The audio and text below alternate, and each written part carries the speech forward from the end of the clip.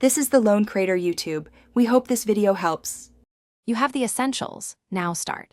Add the Material 3 dependency and switch your app theme to a Material 3 theme so components render correctly. Once done, enable dynamic color or custom color schemes to match branding. Make sure to import Material 3 components in your layouts and use the new Material 3 widgets instead of legacy ones. This first step ensures your project is wired for Material 3 behavior and responsive theming before you build screens. Now you implement the core components. Replace buttons, app bars, cards, and chips with Material 3 equivalents and wire them to your color scheme and typography tokens so styles are consistent across screens. Once components are in place, tune shape and elevation values to match your design language and add motion spec for simple transitions.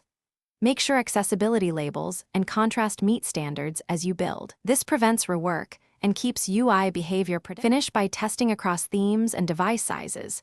Check light, dark, and dynamic color outcomes so your interface stays coherent. Once complete, audit spacing, touch targets, and motion to ensure a polished result. If you see visual mismatches or fallback styles, inspect theme inheritance and confirm you imported Material 3 components rather than legacy ones. A key tip: clean, rebuild, and invalidate caches when styles persist incorrectly. This often resolves. Thanks for watching. Consider subscribing if we helped you.